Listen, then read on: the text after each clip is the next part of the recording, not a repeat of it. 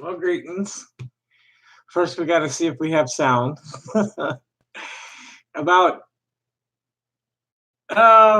maybe a quarter of the time or a third of the time, it'll start out and it'll be chipmunk audio. And do we have it tonight? Audio? No, we don't. Yay.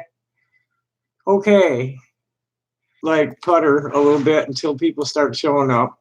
I'll let a few people know that I'm live. Like Facebook friends, we'll post that there. And we'll post to get and then we're going to talk about a bunch of stuff about what is the community we're talking about being a part of here, and what does it mean? What are the what's the community contract? What's your personal contract with your fellow queer people? Right? Let's call it rainbow. It's with your fellow rainbow people. This is not Rainbow Family who put on rainbow gatherings. That's a cult. I'm talking about the rainbow of personal identity and expression that people have put forward in this struggle over the last 50 years for LGBTQ equality, for queer equality, rainbow equality. I don't know. Somebody's always triggered by something. That's a big issue throughout the whole LGBT political circus is the jargon. It's a minefield. You never know what you can get away with saying without triggering somebody.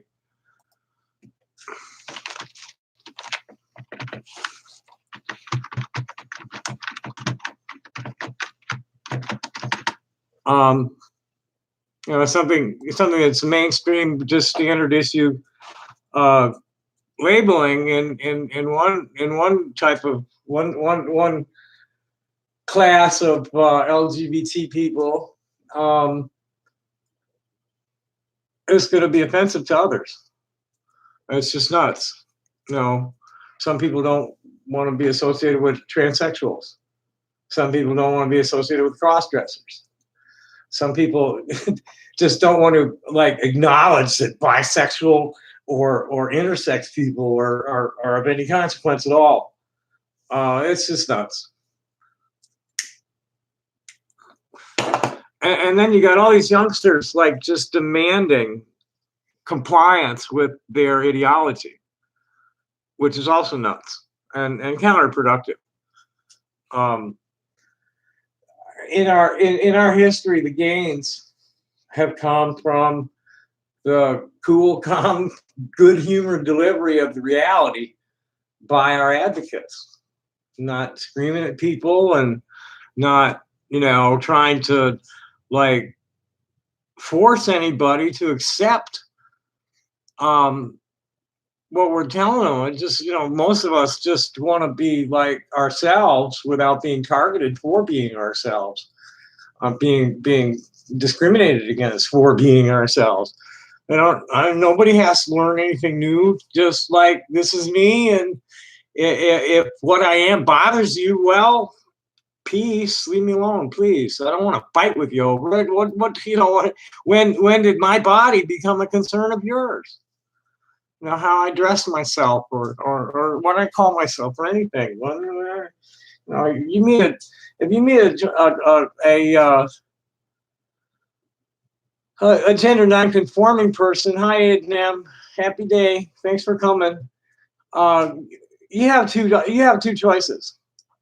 You can either accept them as they've introduced themselves to you, or be an asshole, or leave quietly. Just you don't like it, go. You don't be fighting with people who aren't cisgender and heterosexual over the validity of their existence. It's none of your fucking business. So anyway, now we got some people here. Let me get to what I wanted to read. There's one thing I wrote this morning. I forget exactly what I was responding to. at the time, but there were some posts. Um, the one the one controversy over the Always package has just now today calmed down a little bit. It's just been nuts for the last few days over that one. And there's a case down in Dallas where a pediatrician mom who, according to somebody who knows her, had a husband who really wasn't much more than a sperm donor to her kids, who are two twins, and one of them is transgender. Now, as a pediatrician, and she's like responsible in like, appropriate standards of care for her transgender child. And the father is insisting that she's forcing him to be that way, and it's just nuts. And there was a ruling in favor of the mother, and then the governor stepped in because the father's been violating the gag order and dummying up to all the conservative groups, the anti-LGBT conservative groups. And the governor intervened and pushed on the CPS, who filed some papers in another court, and then they ruled that the father has to have shared maintenance. But the father was never really much of a factor in this woman's life anyway. It's nuts. And naturally, the kids are the ones that are like gonna suffer.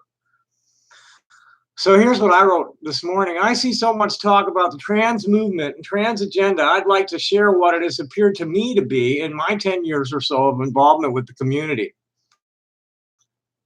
We are autonomous citizens of this world. Our bodies are our own to groom and dress as we please. Those of us who wish to modify their bodies for any reason should not be impeded by anything but their finances and general health. We should not be a target for violence just for not being cisgender and heterosexual. We affirm and endorse all the points in the UN's Universal Declaration of Human Rights and demand those rights for same-sex attracted and gender variant people everywhere. I may or may not read that to you now. Depends on how I feel, on what kind of this. Do we demand an end to the genocidal attacks on our dignity and our persons that are emanating from the Vatican and being disseminated by evangelical dominionist churches everywhere? We seek passage in the United States of the Equality Act and the clear addition of protections for sexual orientation and gender identity added to all anti-discrimination law nationwide. We seek a ban on the trans panic events, conversion therapy, and intersex genital modification of minors. If an intersex person wants to do something when they're old enough to make an informed decision, fine. But surgery on infants and toddlers needs to be banned. We demand equal protections under the law that are enjoyed by cisgender and heterosexual people, and end to unfair exclusion from housing, employment, and health care due to our sexual orientation and or gender expression. Same-sex attracted and gender variant people have existed in all cultures throughout time. This is not some new cultural contagion. What you are seeing is the result of doctors telling parents to let their kids express themselves however they wanted and to stop forcing them to be straight. The results have been astounding. We're now witnessing the first generation of happy trans kids and reasonably well-adjusted trans adults in the history of Western civilization. We will not give that up for a bunch of misinformed, misdirected, malignantly moronic religious fanatics whose leaders regularly get busted for sexual improprieties of their own. They'll need to kill me and most of my friends and followers before that will happen. A lot of my friends have thousands of friends and even more followers. And that's my transgender manifesto, or my queer manifesto, whatever you want to call it. So where's people's heads at? Oh, look. Well, send it, chimp burgers, you fucking sadomasochistic, voyeuristic douche-tard. What a moron. Say hi to Metal Jeebus. Yeah, fair to Midland. I'm gonna go out tonight. I'm not gonna stay on long. Say hi to Chimp Burgers. That's one of the Kiwi Farm douchebags. It's probably not Chimp Burgers either. It's probably just an idiot. You guys are through disturbing me, man. Go back to gaslighting school, motherfucker. Thanks.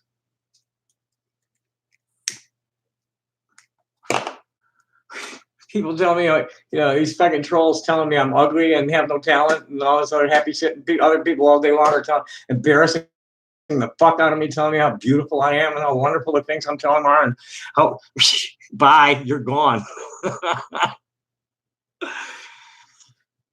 Anyway, to focus back on what I was doing, I don't really think I really need to. Yeah, he's wishing to trigger me, and that's just not going to happen. Fuck these people. They're just useless sacks of animated shit. So anyway, this is what I wanted to read for you that somebody else wrote. This is by Jorge Olivares, who's a gay man. Basic questions about being LGBTQ plus aren't bigoted, they're progress. If cisgender heterosexual people feel afraid to ask us about queer culture, things will never get better. I've been saying that for a while now. Cisgender and heterosexual people are the clear majority. There's nothing wrong with being cisgender and heterosexual. There's nothing wrong with being white. What there's wrong with is being an authoritarian asshole and imposing your will on others without their consent. And that's people of all races and sexual orientations and gender identities that do that. You're either a nice person or you're not. And that's what we have to recognize. We have to stop the cisphobia. If we're going to be friends, if we're going to be accepted in their world, we have to respect them. And I think that's the point this guy's trying to make here. I host a weekly radio show called Affirmative Action on Sirius XM. And after almost every episode, my baby boomer mother will message me to tell me about something new she's learned from my guests, most of whom identify as queer. I definitely received that note after welcoming a trans young adult bouncing between homeless shelters during Pride Month, and separately a non-binary ex-nun comedian in September. It'd be hard to say that my mom has encountered many people who identify similarly in our hometown along the U.S.-Mexico border, but that has never stopped her from keeping an open mind during my show. My family has come a long way since I first came out to them as gay in 2010. What started off as an introduction to basic ideas about queerness almost 10 years ago quickly became an advanced tutorial in LGBTQ plus wokeness. Yes, we've reclaimed the word queer, and I like using it for myself. Me too. But people are still triggered by it. And rainbow, gender variant, same-sex attracted. Keep it real, like, inoffensive. Much of this education has happened because of my program, which I designed last spring as an opportunity to regularly expose my audience to a myriad of diverse topics, namely LGBTQ issues. For instance, I was talking about self-realization and self-acceptance in the age of Trump earlier this month with a Jewish lesbian comedian and black gay therapist when we heard from two curious callers. Once on the air, both were quick to note that they were progressive LGBTQ plus advocates who actively supported the community's causes, but they each carried a concern. They were afraid of coming across as bigots because of a few questions that they assumed my guests and I would consider beneath us to answer, as out and proud individuals who seemingly already knew this stuff. The first caller from Indiana simply wanted to know what it meant to be gender non-binary and how that differed from one's gender identity. The second, a woman from Florida, was a bit confused about the difference between body dysmorphia and being transgender. The three of us did our best to answer their inquiries with compassion while also assuring them that we weren't upset or offended. If anything, we appreciated that two cisgender straight Americans sought out members of the community to provide them with the most accurate information we could provide based off our own queer journeys. Plus, it helped that we had a medical professional in the studio to assist with responding. Oh boy, we have a caller. We have a fruitcake caller. Go ahead. Hello. We have a coward. And yeah, this is it right here. That last paragraph, and this is the community I'm very proud to be a part of. is that we're people and we have families, and some of the people in the families are cisgender and heterosexual, and some of the people aren't. And it's all about acceptance, um, respect, common courtesies. Somebody, I just don't understand what compels people to deliberately misgender queer people when, it's like, what's your problem? I mean, really, what is your problem with this?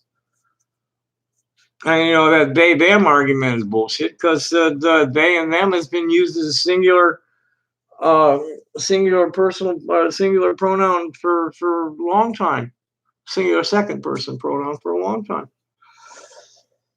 I mean, third person. I don't know, but singular. They and them is since the 1300s.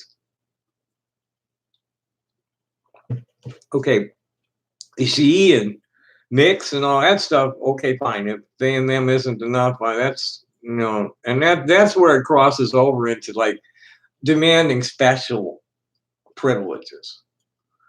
I don't think it's really, I get a lot. I get a lot of pushback on this one from people who do use it or their allies. Um, I think it's unreasonable to be expecting somebody to adopt new language to accommodate somebody's non-conforming behavior.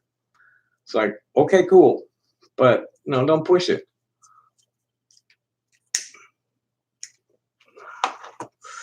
It's like, what was one of the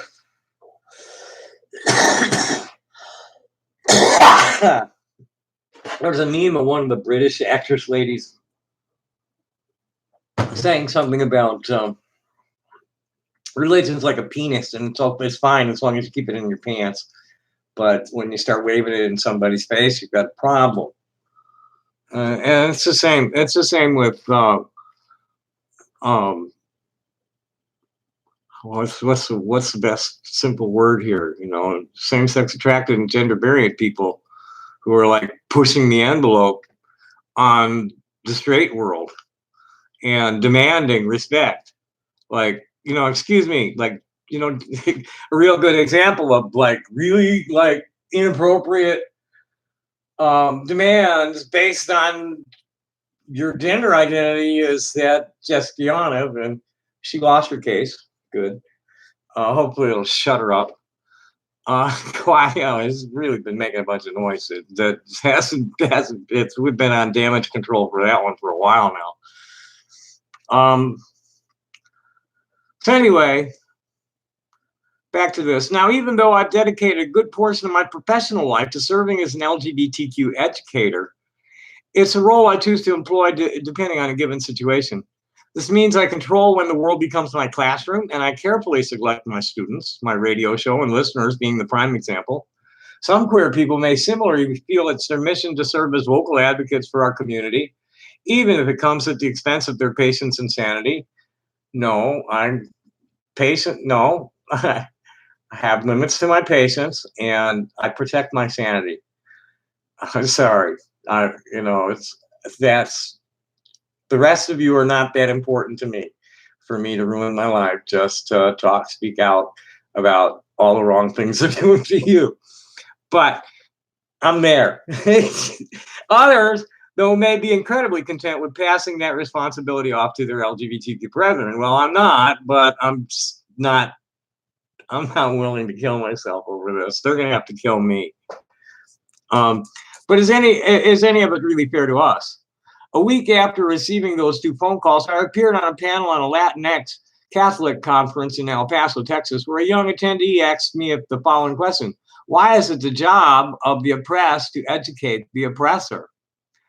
Boy, Carol Broshine and Lizette Trujillo have been on that one for quite a bit. That's one that comes up quite a bit in their rap.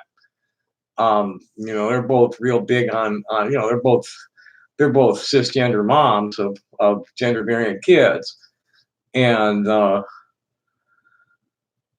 they're real big on allyship.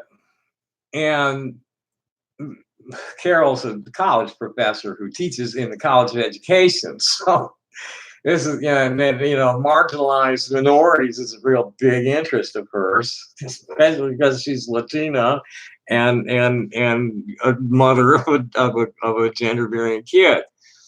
As the only queer person on the panel, I said that for me, my investment in turning a casual interaction into a teachable moment depends on intent and audience, among other factors. Take my cisgender straight parents.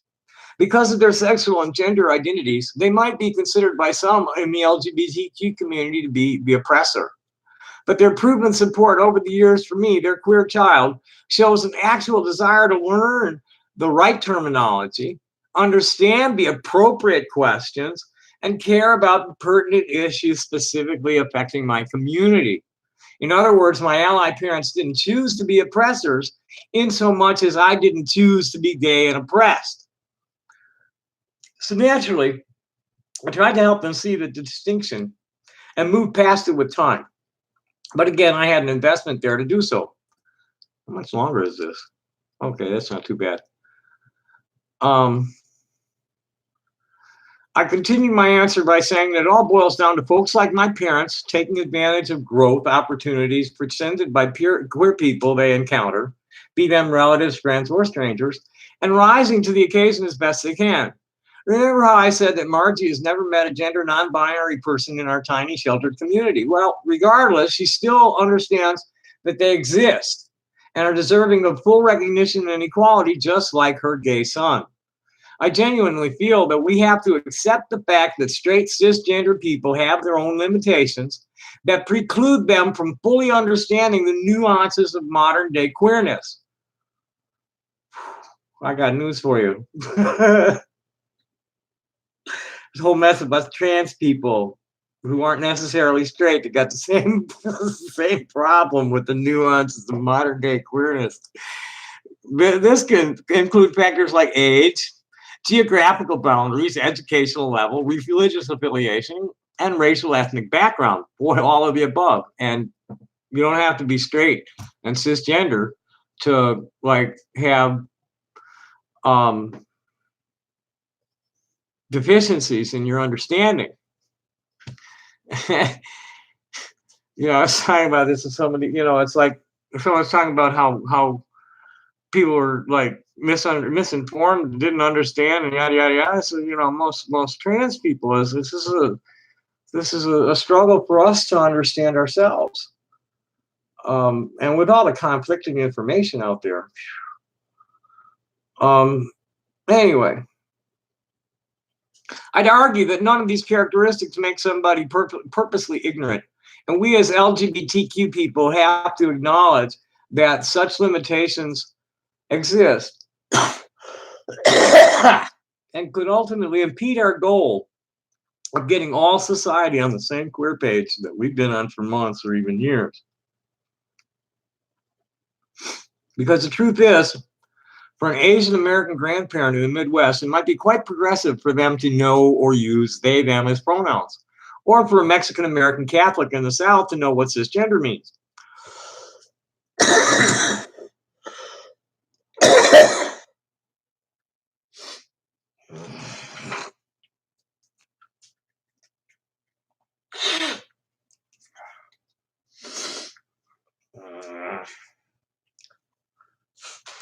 I'm trying to get through this without going. I gotta go fill my water.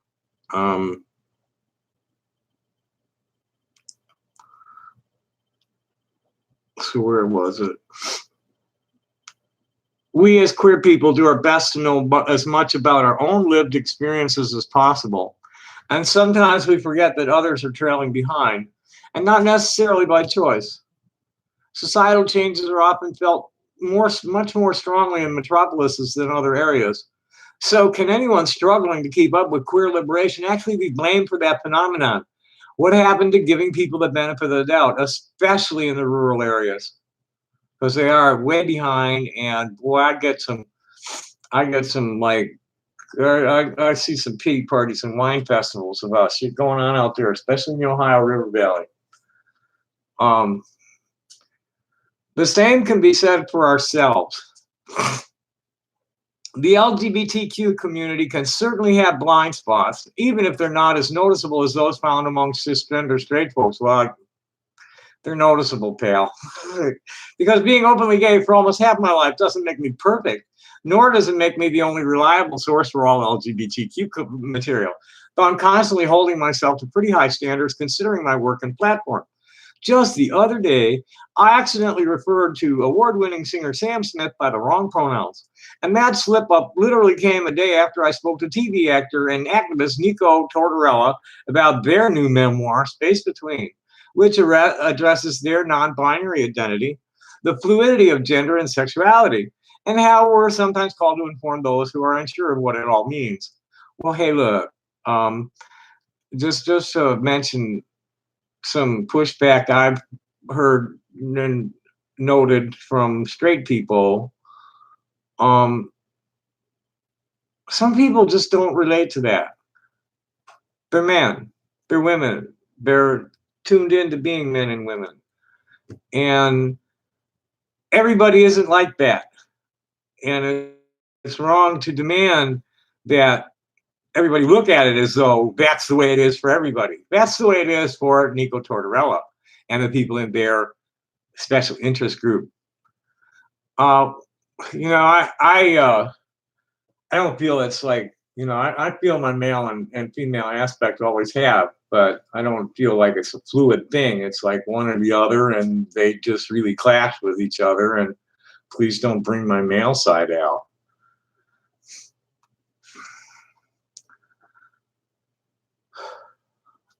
We must understand that being unsure isn't the same as being unsympathetic, and that the true bigots aren't the ones taking the time to ask for our help, but the ones who, this is my interjection, it's the ones who are insisting on acceptance and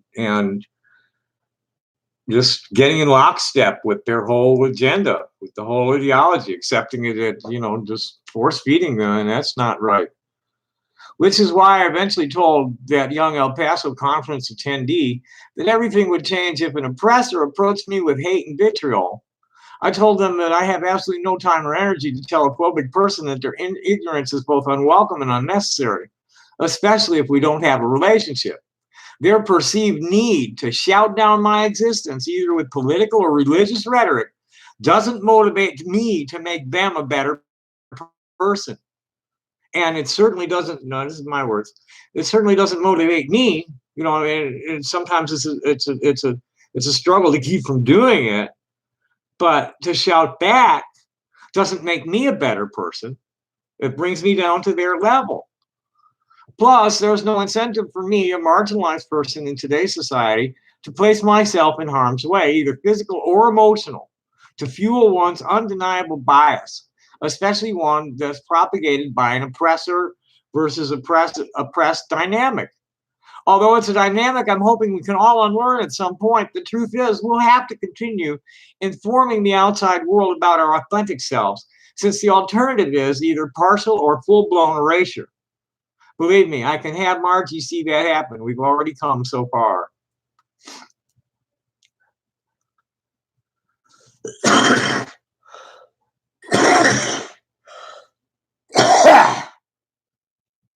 That might be cool.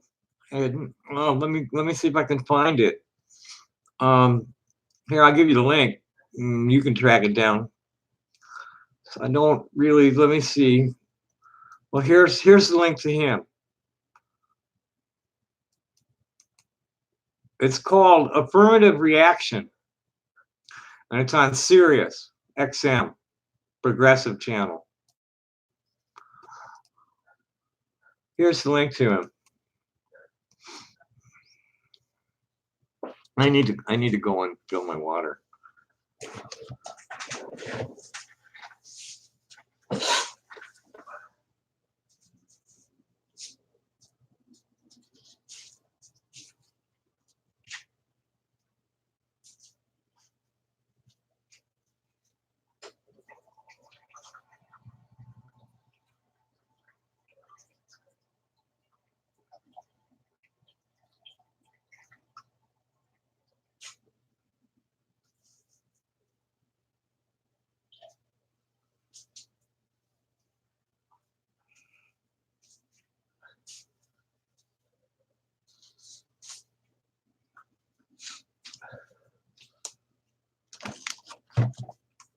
Did I get it in there? Yeah, I guess I did.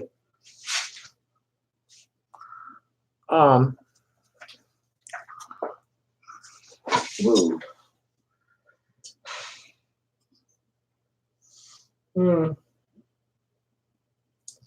My jaw's been inflamed a lot this week, and it's when it gets real bad, it goes up here. It's like a migraine almost. It's like somebody ran an ice pick from my jaw through into my brain.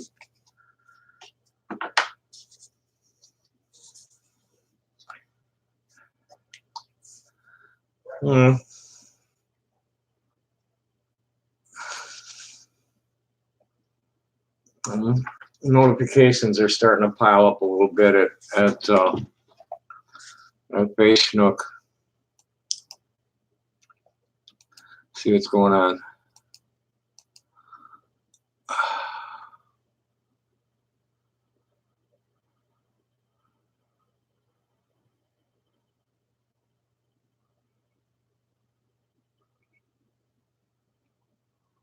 Mostly just people reacting to my stuff.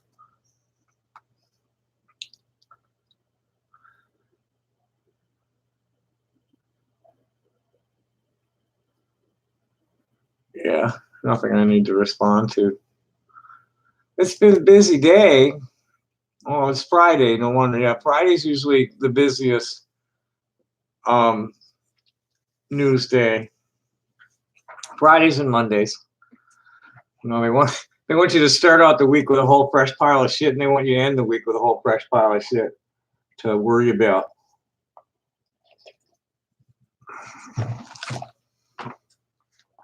So let's see what's been going on.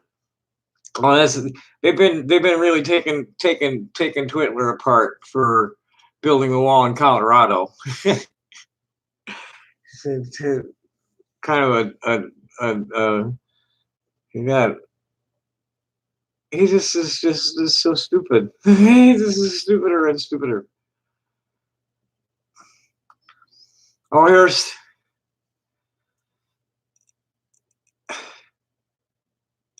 they want a simple yes or no. Do you think Trump is a racist? Right. So anyway, here. I'll just give you links to these things. It's funny. There's two skiers. One of them's wearing a vest that says "Make Vail Great Again," and the other one on the back of his vest that says "Make Vail Great Again. Build a wall. Make Aspen pay for it."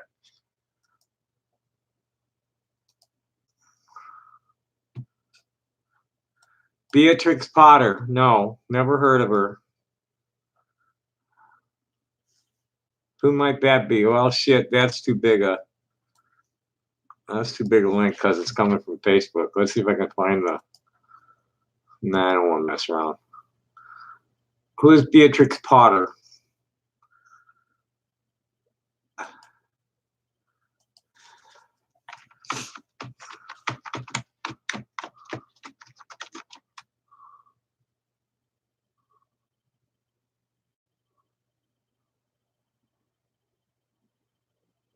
Okay. That's why the name was somewhat familiar. What about her? She's the person who wrote Peter Rabbit.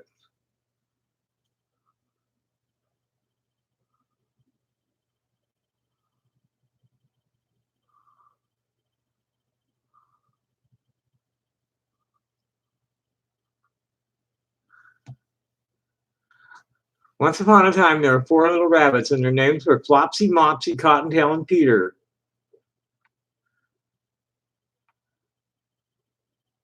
These are quotes from her.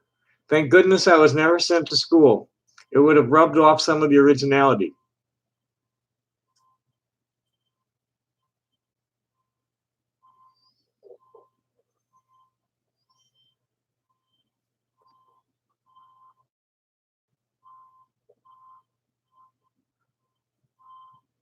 I don't know if you can hear that sound.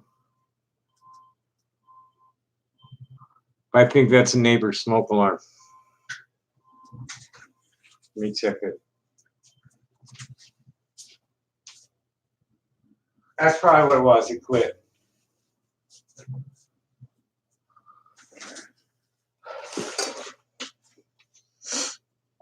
So what about Beatrix Potter? What was on your mind? I never heard of the tale of Jeremy Fisher. Oh, okay, cool. Enjoy.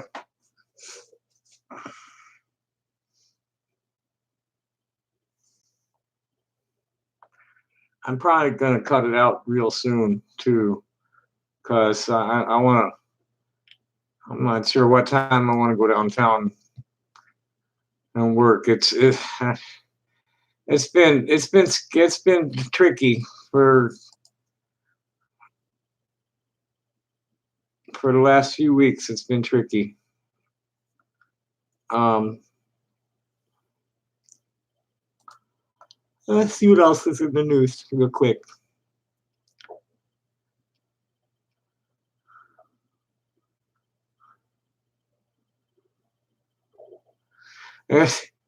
Knowledge is knowing the tomato is a fruit. Wisdom is not putting it in a fruit salad. Philosophy is wondering if a Bloody Mary counts as a smoothie. It really immediately made me think, maybe that would be really good to take tomatoes instead of tomato juice and freeze them and then make Bloody Mary smoothies. Here's another one that I probably should read. And this is interesting. The where it was published is Redbook, of all places. And the title of the story is "Stop Telling My Son He Can't Wear Girls' Clothes." He doesn't need to figure out what's for girls and what's for boys. He needs to figure out what's for Oscar. And my feeling is that this is why this sort of feeling and this sort of child rearing, this let the kid build their own gender identity. Child rearing is what has got us, and where this is my rap was we're living in the first generation of happy trans kids and reasonably well-adjusted trans adults in the history of Western civilization. And this is why the doctors told the parents to stop fucking with their kids and let the kids just build themselves. And this is the result. And when the queer kids are raised in supportive environments, the awful behavioral health parameters come back into line with their cisgender peers. That's what's important. And the right wingers talk about destruction of the family, and forcing me to be a male destroyed my family. Society destroyed my family, destroyed my life because of the expectations of the rigid heteronormative sex gender binary. These children's lives are just amazing to see.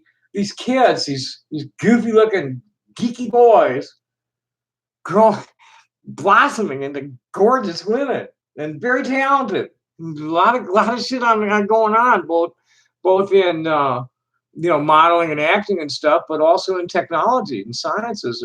They're accomplishing great things and living contented lives. I mean, that's what's so important. Is these people are trying to take away our contentment. That's wrong. That's sinful. So earlier this week, here's from Amanda Shannon, Varanga, as told Carolyn Shannon Karasik. This is a couple of years old, actually. This is from September 2017, but it was in Redbook, which is a real, old school beauty. Here's the section: beauty, parenting, relationships, eating, healthy eating, fitness. Is the kind of magazine housewives like to read. Earlier this week, I posted what I thought was a silly, innocent picture of my 18-month-old son Oscar to Facebook. In it, he was wearing a red and white striped onesie with his cousin Claire's pearl headband on his head. The caption: when your cousin tells you to put on hair, you do it, and then you pose for a photo.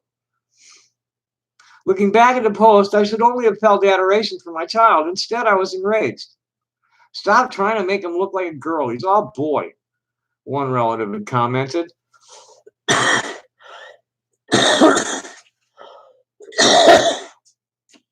we wouldn't want to make Oscar anything other than what he is. And really only he can decide that.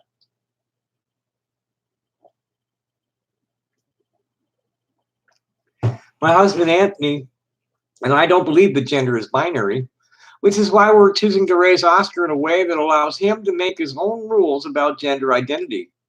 In order to let him explore his options, we don't limit him to the toys and clothing others have determined are appropriate for boys. As Anthony says, he doesn't need to know what's for girls and what's for boys. He needs to figure out what's for Oscar.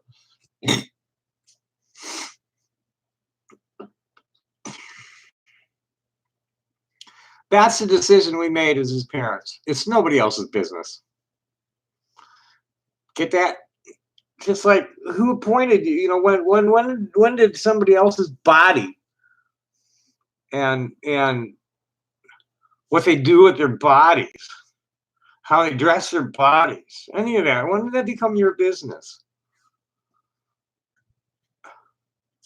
Yet that doesn't stop people from pointing out that this baby, his baby doll, or pink and purple Crocs, which he wanted to match Claire's, are not the norm.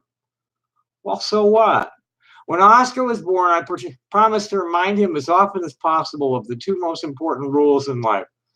Be kind and love with your whole heart. I knew, of course, that there would be many incidents throughout his life that would test his and my resolve in those values. Boy, it's the transparent resolve on those has been tested lately. I probably should read the piece by Lisette too. Lisette posted about oh yeah, because that's the piece about the case in Dallas. The other day I was running errands with Oscar and we took a break in an outdoor area just outside of a coffee shop. I watched as he pushed the dump truck through a patch of grass. A yellow crocheted hat tied around his head to keep him warm in the unseasonably chilly weather.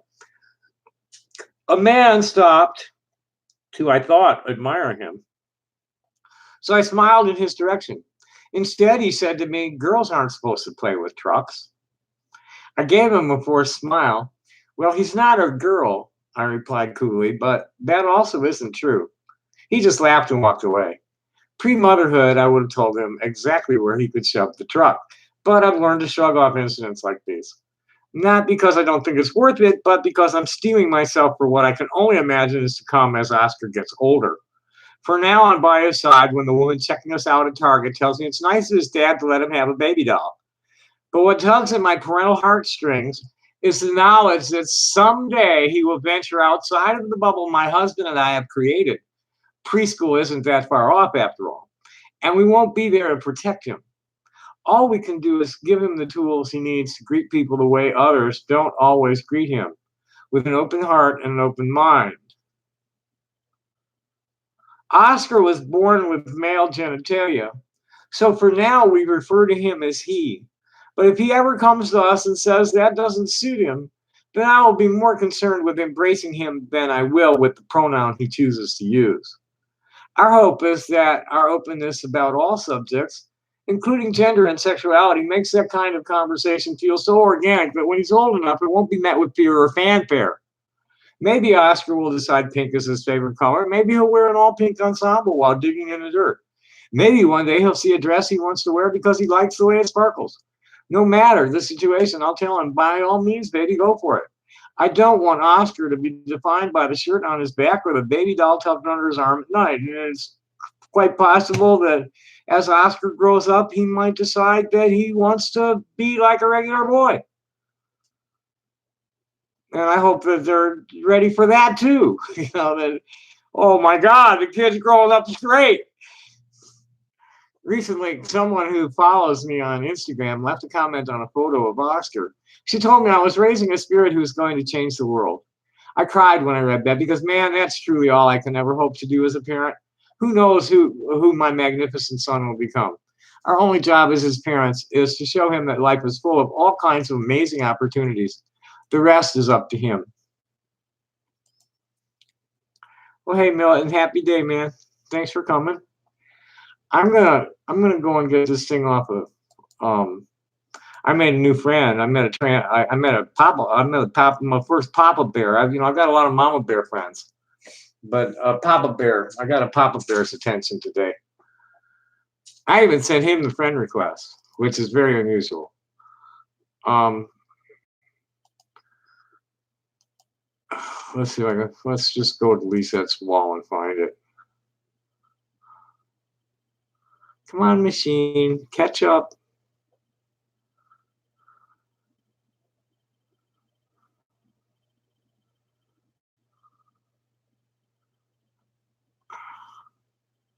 Well, at least a post of hers popped up when the machine caught up. That's good. That can we do a wall clicker.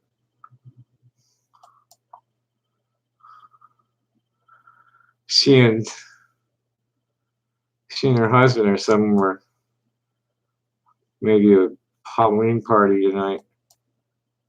That's how I want to get out on the street because it is the first night of Halloween week. They'll be out in force tonight. So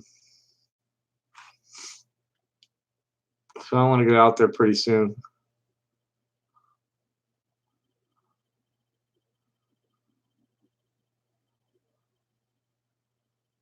Come on.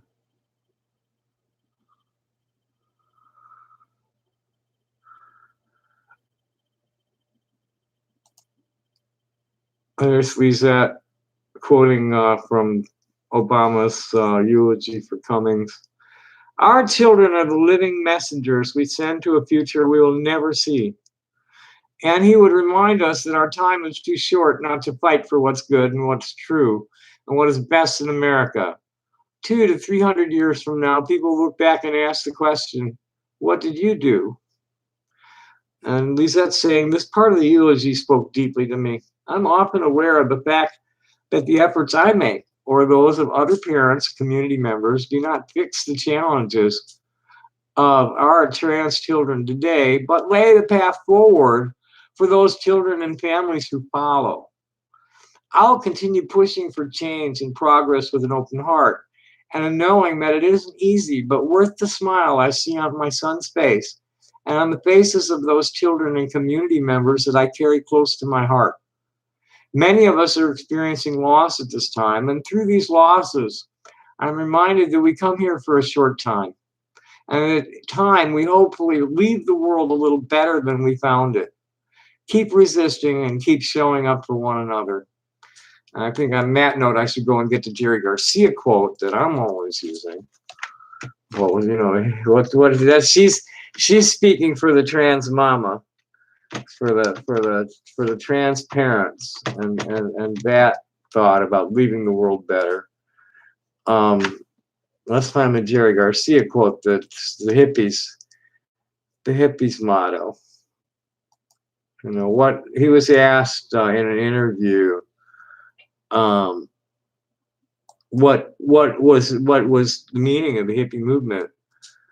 And Jerry's response was, what we're thinking about is a peaceful planet. We're not thinking about anything else. We're not thinking about any kind of power. We're not thinking about any kind of struggles. We're not thinking about revolution or war or any of that. That's not what we want. Nobody wants to get hurt. Nobody wants to hurt anybody. We'd all like to be able to live an uncluttered life, a simple life, a good life, and think about moving the whole human race ahead a step or a few steps. So let's move on down. Here we go. This was a reaction to Ted Cruz, motherfucker, who was weighing in on the case in Dallas. Ted Cruz, parents who let kids transition are child abusers. And this was at out.com yesterday.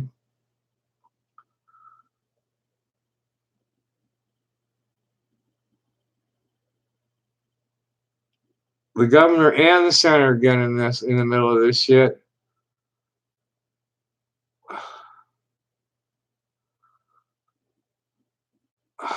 And then they're just pushing false narrative. Here's Cruz. For a parent to subject such a small child to life-altering hormone blockers to medically transition their sex is nothing less than child abuse. Well, that's not what's happening, asshole. The child is not going to get anything but allowed to like be what they are for the next few years. When they reach Tanner stage 1, if they still need it, is what they'll get. And then there's going to be no like cross-sex hormones for quite some time. And there won't be any surgery until they're 18 and can make their own decisions.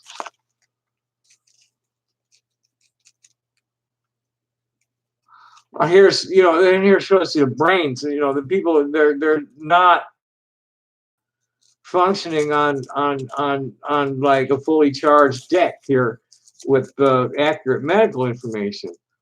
Here's other conservatives vow to respond with legislative action. State Representative Matt Krause pledged to introduce a bill prohibiting the use of puberty blockers in these situations for children under 18. Well, hell, what's the point of a puberty blocker if you're going to wait until 18? You're going to forbid it, Excuse me. These people just don't know what's going on.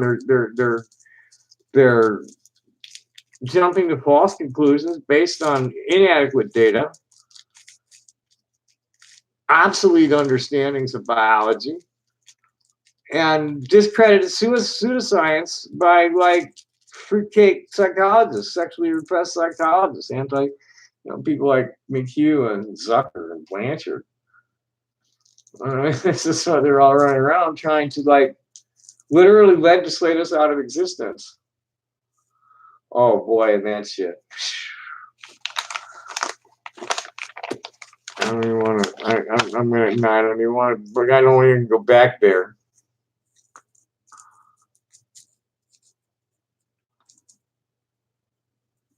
Oh, I'm not going to dress up.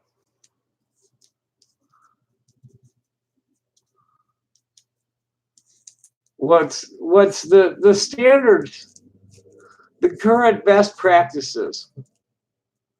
Say when your kid comes out to you, you go to the doctor and you talk to them. And the doctor's going to advise you to allow the child to make their own decisions about how they're going to groom themselves and what games they're going to play with, let the child make their own decision and not to encourage or discourage anything. Let them make their own decisions and be supportive of them regardless of what the decision is. The best practices by licensed health practitioners who are part of the no, has nothing to do with the DSM. We're talking about the AMA, and the WPATH.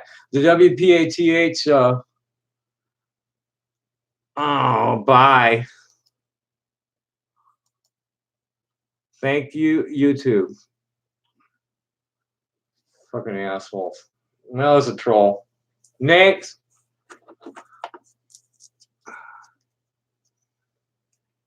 YouTube was kind enough to block the offensive remark.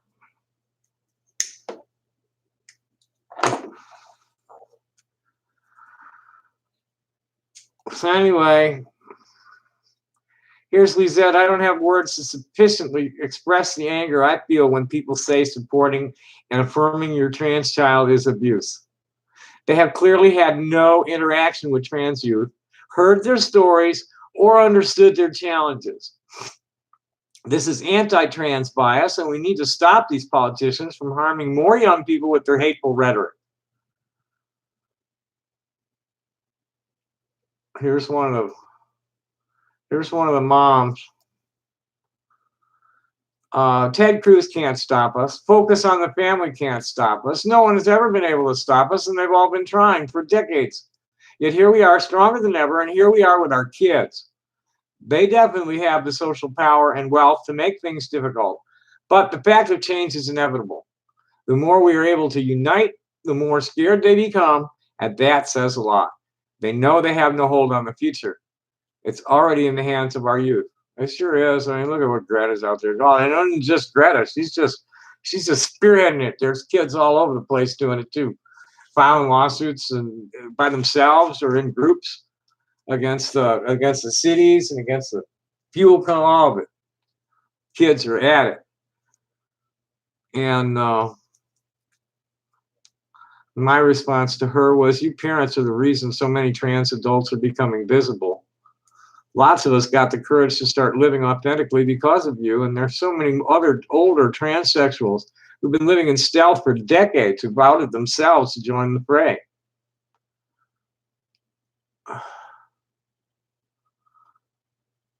Oh, where's my comment?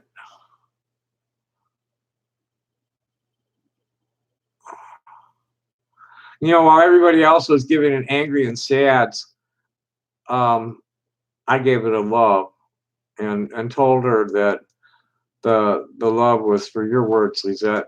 You know very well how angry I am over this.